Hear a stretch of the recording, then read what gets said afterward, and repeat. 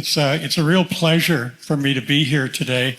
Preparing for this adventure has been great fun, and I'm delighted to have this opportunity to share with you what's come to me and what needed to be released. I have to admit that from time to time I have been accused in my less humble and holy moments of serving God as an advisor. Yeah. Apparently my alignment is welcome, but my management skills are not required.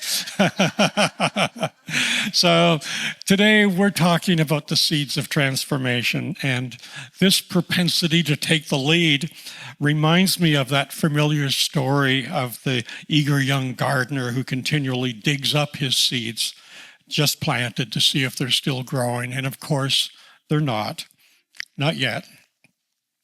So do you think some of us do that with our spiritual lives?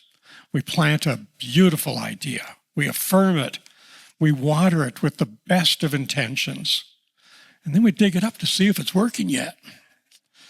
Today's an invitation to stop managing the seeds of change and to place our entire trust in the deeper living intelligence that knows where and how true growth truly happens. And you see, there's more to that old story. Returning to his violated plot of land, our eager young gardener noticed there were some bright green shoots popping up in the corners and along the edges that he had not planted. What was this? Within a few days, he recognized he was seeing the fresh spring explosion of an older, deeper garden, while he had only worked the surface.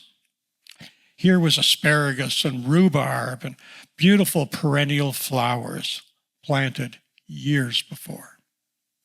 His garden was transforming without effort. Unexpected bounty and beauty.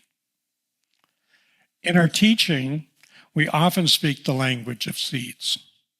We talk about planting intentions, sowing consciousness, cultivating awareness, harvesting our good. These metaphors resonate so deeply because they're not simply poetic, they're true. Every seed contains within it a promise. But a seed cannot fulfill that promise unless it's planted deeply enough in soil that is rich and receptive, and unless it's nourished and undisturbed by the constant interference of our busy local little minds. It seems to me personal transformation works the same way.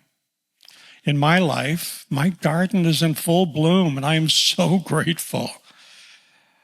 To be in this stage of life is wonderful because it always hasn't been that way.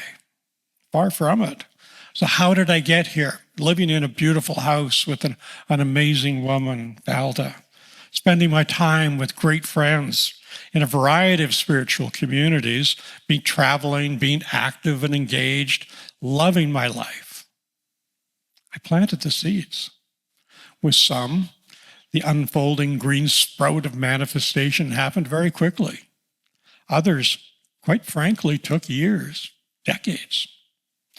It seems my prayers for a greater life had to wait for my conscious awareness of who I am to come into alignment with the demands I was placing on Spirit. In New Thought, we understand that life unfolds according to spiritual law. One of the clearest metaphors the Master Jesus gave us for that law is, again, the metaphor of the seed. In the Gospel of Matthew, he says, the kingdom of heaven is like a mustard seed. Now, when we think of the mustard seed, we often think of the tiny size. But to me, there's a more significant message in this passage, and that is, he's also giving us planting instructions. Unity co-founder Charles Fillmore explains, the kingdom of heaven the master teacher referred to is not a place, it's a state of consciousness that we are encouraged to awaken to. And that state of consciousness, like our old garden, responds not to force or management, but by its very nature, to what is planted, and to our use of the wise counsel of the spiritual leaders that have come before us. And so, today, I would like to encourage you to plant our seeds of transformation not at the surface level of the conscious mind, but in the deeper soil of my soul, of your soul, where universal spirit is already and always active and responsive. I want to be clear about my premise today. As we take up the tools of creation through our conscious use of mind to manifest more beauty, more abundance, more joy, more vitality, we can create change that will certainly improve the conditions of our life. That's manifestation. It's powerful, beneficial. We all strive for a better experience of this gift of life, and rightfully so. And using the same tools through our inner intuitive knowing, we receive downloads from Spirit, the superconscious, to evolve who we are from within. We seek and experience a deepening awareness of our spiritual nature. That's transformation. I've heard it said that as we seek to manifest from our desires for a better experience for life, we are talking to God. As we turn within, seeking an experience of the presence of the divine, we are listening to God. I love that idea. The differences and the similarities came really clear recently when I was reading about a visualization process that I wanted to become very, very familiar with. And what struck me was that the personal transformation is not about making something happen. It's about coming to a deeper realization of who I am in here and how I can choose to open more fully to allow Spirit to express more fully in, as, and through me. And so I remembered a great question I could use to begin the visualization process that seems to encourage seeking guidance over giving direction. What do you think Spirit wants to have happen here? What do you think Spirit wants to have happen here? Bill Moore spoke eloquently about this realization in his book, Prosperity. He said, words, our daily word today, words are also seeds. And when dropped into the invisible spiritual substance, they grow and bring forth after their kind. He's explicit here. Words are important as we work at the conscious levels, but they do not create by themselves. They need to be dropped into fertile ground, into spiritual substance, the deeper, fully receptive levels of consciousness.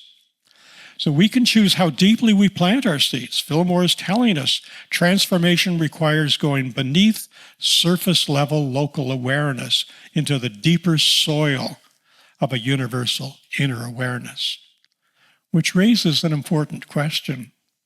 Does the soil we are planting our thought seeds into each day sustain vigorous and expansive growth? Most of us are very practiced at working at the level of the conscious mind. We affirm, we visualize, we declare truth, we speak spiritually aligned words, sometimes many, many times a day, and they do have their impact.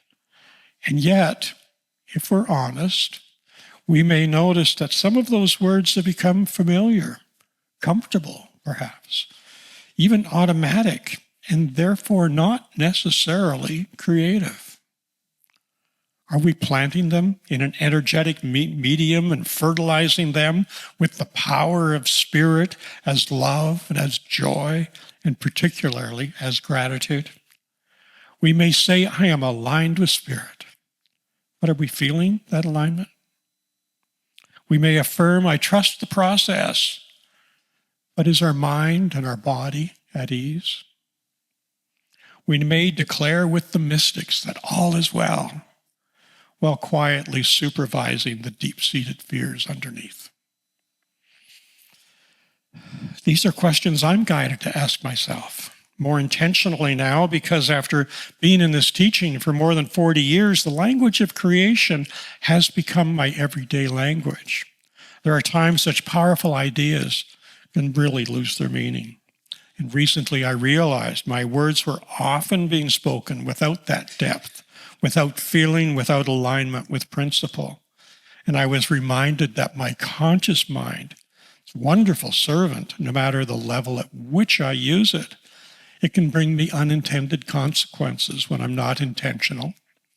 And it's a valuable portal into an ever greater awareness when I am. It plants into our subconscious any idea we've accepted as true, whether we be aware of it or not. And so I remind myself, Neil, focus, be intentional. Remember how powerful this mind is that I sometimes use so cavalierly. When I do, I see real change in the direction of my intentions and my desires. So when we move our awareness beyond the surface thoughts, beneath the beliefs our families, cultures, and experiences have provided us, to that deeper, direct, inner knowing, then the miracles happen. This is where the seed thoughts that truly serve our soul are intended to be planted. When we slow down, listen, beneath the words, something extraordinary can happen. Each word reveals a hidden depth that we seek, a living resonance that my soul and your soul already understands. For example, faith is more than just hoping for a positive outcome. It's resting in what is already true. Surrender is not giving up. It's releasing resistance to the soul's wisdom. Guidance is not something we wait for. It's something we intuitively remember. So when we dig beneath the surface of these words, bypassing the conscious mind's habit of labeling and controlling, we come into contact with divine presence, where universal spirit meets us personally. This is living in an easy alignment with spirit. It's intimate and natural. Charles Fillmore took this idea to the next level in much of what he wrote, including his book, Dynamics for Living. He said, "The subconscious is the vast silent realm that lies back of the conscious mind." And here's the key idea. Its true office is to receive impressions from the superconscious. He's saying that to access our most sacred aspects, we're encouraged to bypass the conscious mind to access deeper spiritual knowing from a higher mind that he calls the superconscious. So, where do we access these seed thoughts of transformation? Let me repeat. Fillmore has told us that the subconscious is the vast, silent realm that lies back of the conscious mind. So as we seek transformation, this is where the seed thought is planted. But the key idea here is, where do we access these higher ideas? Our own local mind that until awakened is unaware of its separation from source, or the superconscious, where the spirit and I are indeed one? I like the analogy of just switching filters that give access to our conscious awareness. With our usual filter of separation in place, we receive input only from the local mind, but we can switch it to receive from the superconscious, the spirit within. I love the idea of just switching the filters. Unity teaches the power of this higher level of thought. Science of Mind echoes it with its core premise of change your thinking, change your life. Our founding teachers were so clear about this. And Jesus, our friend Yeshua, also addressed this idea of speaking spiritually aligned from habit rather than from depth, when he said, "This people honors me with their lips, but their heart is far from me." Metaphysically, it's not a moral critique, it's a diagnosis of misalignment. of separation from source. The words are true, but have they informed our hearts? Where faith becomes substance. Faith, real faith, the substance. It's the absolute assurance of our hopes and desires. Founder of religious science Ernest Holmes wrote in his text, The Science of Mind, prayer is a thought, a belief, a feeling arising within the mind of the one praying. Dr. Holmes is confirming that words that arise from feeling and conviction are infused with a power we can confidently know are founded in truth. Know at a heart level. And they are, therefore, truly creative. So in this, we are not so much seeking our good, we are seeking alignment. And our good is its natural expression. Jesus modeled this idea repeatedly. When he said the kingdom of God is within you, he was not offering comfort. Again, he was offering instruction. The seeds of transformation are not planted from outside in. They are awakened from within. In the parable of the sower, Jesus described seeds that fail to grow because the soil is too shallow, the ground is too crowded out with weeds, or it's quickly stolen away by the worries of the day. Metaphysically, these represent surface-level beliefs, unproductive mental clutter, and unexamined fears. Only the seeds planted deeply, below conscious resistance, produce the fruit that we seek. Transformation, then, is not measured by how we adjust the shape and the texture of our lives. It's about aligning in consciousness. And so, my beloveds, Universal Spirit is not asking us to strive harder to create the world and the life that our hearts yearn for. It's inviting us to simply and powerfully align more deeply with the natural processes of a spirit-led life. When our words arise from this alignment, like the green growing edge of the leaf unfurling from the soil, when they are spoken from the soul rather than about the soul, they become the fruit of seeds planted in fertile ground. There is a blessing that follows alignment. Our founding teachers revealed so eloquently how life reflects consciousness as we allow ourselves to become available to and available for our good. Like a well-tended garden, our lives begin to bless us back in grace and in generosity. As we move from mental affirmation to spiritual realization, there's a seemingly magical shift from belief to faith in what is already true.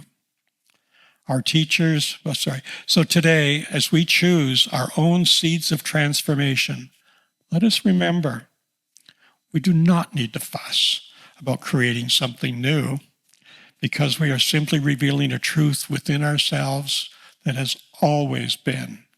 Our higher nature is always aware of what is ours to do and to be.